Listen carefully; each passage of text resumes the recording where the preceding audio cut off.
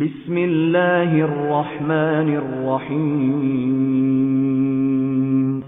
وإذ قلتم يا موسى لن نؤمن لك حتى نرى الله جهرة فأخذتكم الصاعقة وأنتم تنظرون ثم بعثناكم من بعد موتكم لعلكم تشكرون وظللنا عليكم الغمام وأنزلنا عليكم المن والسلوى كلوا من طيبات ما رزقناكم وما ظلمونا ولكن كانوا أنفسهم يظلمون. أعوذ بالله من الشيطان الرجيم. بسم الله الرحمن الرحيم. وإذ قلتم يا موسى لن نؤمن لك حتى نرى الله جهرة فأخذتكم الصاعقة وأنتم تنظرون آمنت بالله صدق الله العظيم. رب اشرح لي صدري ويسر لي أمري واحلل عقدة من لساني يفقهوا قولي. قوم بنی اسرائیل کی تاریخ کے اہم واقعات بیان ہو رہے ہیں. آج کے ہمارے اس درس کی آیت نمبر 55, 56 اور 57 میں دو واقعات کا ذکر کیا گیا. ایک واقعہ یہ کہ جب حضرت موسیٰ علیہ السلام اللہ تعالیٰ کی طرف سے تورات لے کے آئے تو قوم بنی اسرائیل نے کہا کہ جس اللہ کا یہ پیغام ہے ہم مانیں کہ اس وقت جب اس اللہ کو اپنی آنکھوں سے دیکھ لیں. تو حضرت موسیٰ علیہ السلام ان کے 70 سرکردہ لوگوں کو لے کر کوہ طور پہ گئے اور ان کا جو مطالبہ تھا کہ ہم نے اللہ کو اپنی آنکھوں سے دیکھنا ہے وہ پیش کیا. تو اللہ تعالیٰ نے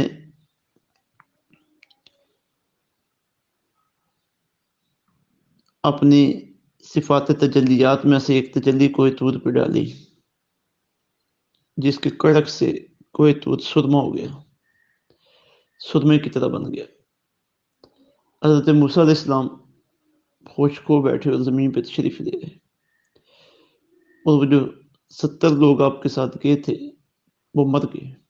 یہ اللہ رب العزت نے ان کے اوپر غصے کا اظہار کیا کہ تم نے ایسا مطالبہ کیوں کیا جو تمہارے بس میں نہیں تھا. میرا آرڈر آ گیا, اب تمہاری ذمہ داری تھی کہ اس آرڈر کو بلا چون و چرا تم قبول کر لیتے. تو اللہ تعالیٰ نے پھر کرم نوازی کی, انہیں دوبارہ زندہ کیا. تو یہ واقعہ انہیں یاد دلایا جا رہا ہے کہ ہمارے اوپر تمہاری یہ کرم نوازیاں رہی ہیں.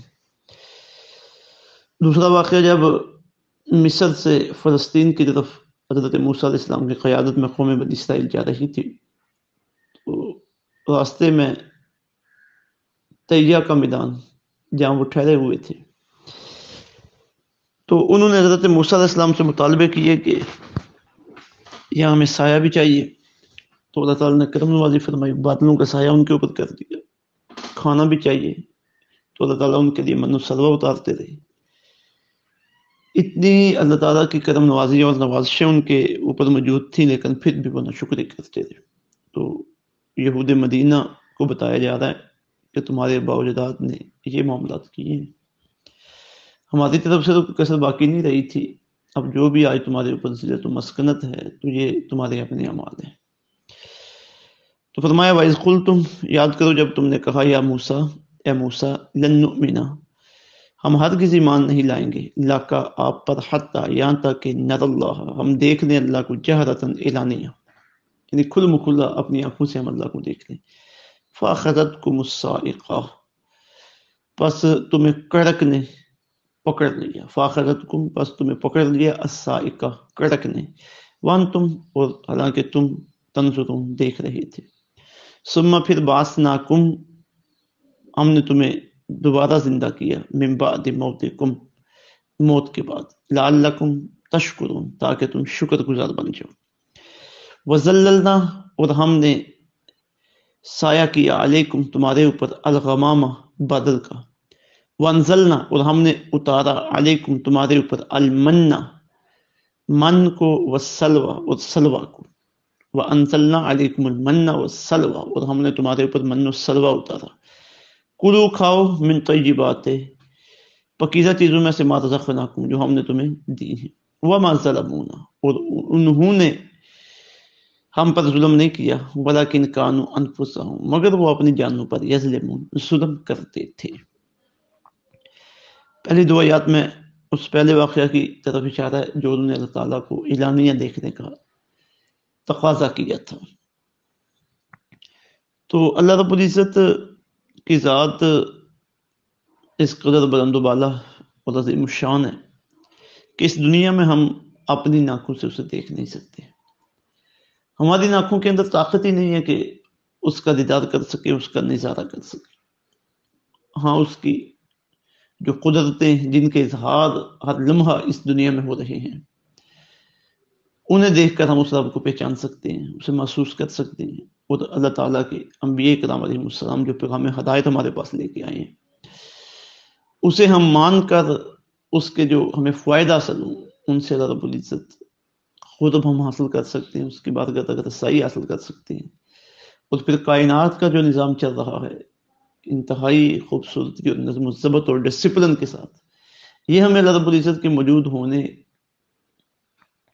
کا پتہ دے رہا ہے. تو جو اللہ تعالیٰ کا دیدار ہے وہ تو قیامت کے میں اور قیامت کے بعد ہی ہوگا. جنت میں اہل ایمان جو پہنچیں گے انہیں اللہ تعالیٰ اپنا دیدار کرواتے رہیں گے، لیکن اس دنیا میں اللہ تعالیٰ کا دیدار ہو جائے یہ ناممکن ہے. ایک ہی ہستی تھی، میرے اور آپ کے کریم آقا صلی اللہ علیہ وسلم، جن نے اس دنیا میں شب معراج کو رب العزت کا دیدار کیا. باقی اور کسی کے اندر یہ طاقت نہیں ہے. اور قیامت کے بعد جو اللہ رب العزت کا اہل ایمان دیدار کر سکیں گے تو وہاں ان کی آنکھوں کے اندر اتنی طاقت پیدا کر دی جائے گی کہ وہ اللہ تعالیٰ کو دیکھ سکیں. تو یہ ایک لاجانی مطالبہ تھا جو انہوں نے حضرت موسیٰ علیہ السلام نے کر دیا کہ ہم اللہ تعالیٰ کو دیکھنا چاہتے ہیں. تو رزلٹ کیا نکلا کہ جب تجلی وہاں پہ اتری تو وہ مر گئے، اس کی تاب نہ لا سکے. تو یہی فرمایا گیا کہ وَإِذْ قُلْتُمْ يَا مُوسَىٰ، یاد کرو جب تم نے کہا ہے موسیٰ، لَن نُؤْمِنَ لَكَ، ہم ہرگز آپ پر ایمان نہیں لائیں گے، حَتَّىٰ نَرَى اللَّهَ جَهْرَةً، یہاں تک کہ ہم اللہ تعالیٰ کو اعلانیہ نہ دیکھ لیں. فَأَخَذَتْكُمُ الصَّاعِقَةُ، تو بس کڑک نے تمہیں پکڑ لیا، وَأَنْتُمْ تَنظُرُونَ، اور تم دیکھ رہے تھے. ثُمَّ بَعَثْنَاكُم مِّن بَعْدِ مَوْتِكُم، پھر ہم نے مرنے کے بعد تمہیں دوبارہ زندہ کیا، لَعَلَّكُمْ تَشْكُرُونَ، تاکہ تم شکر گزار بن جاؤ. دو چیزیں سامنے آئی ہیں. ایک یہ کہ اللہ اور اللہ کے رسول صلی اللہ علیہ وسلم سے ایسے مطالبات نہیں کرنے چاہیے جو ہماری شان سے جاننا ہو.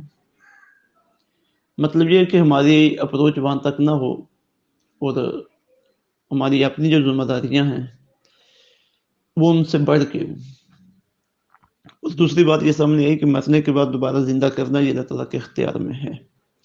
اور اس سے عقیدہ آخرت ثابت ہو رہا ہے کہ قیامت کے میدان میں جمع کرنے کے لیے اللہ تعالیٰ دوبارہ بندوں کو قبروں سے اٹھائیں گے. اور یہ واقعہ اللہ رب العزت نے اس دنیا میں لوگوں کو دکھایا ہے اور قرآن مجید میں ہمارے سامنے اسی لیے بیان کیا ہے کہ ہم اسے عبرت حاصل کریں.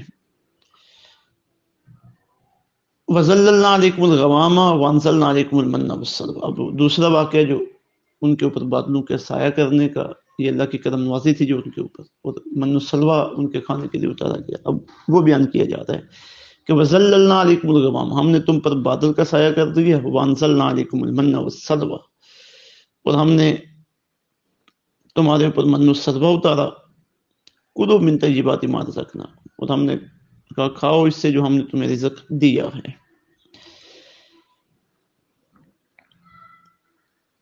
یہ من و سلوہ کیا تھا، اس کی حقیقت کے متعلق کتب تفاسیر میں اس کی کافی ساری تفسیریں بیان کی گئی ہیں. ایک تفسیر جو قریب قریب اکثر مفسرین نے جسے پسند فرمایا وہ یہ کہ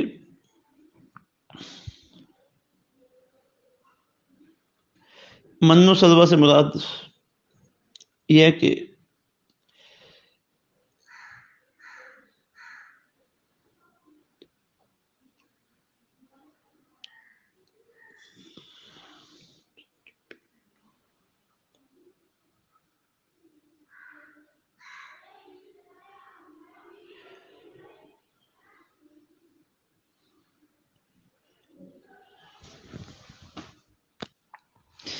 کہ ترنجبین یہ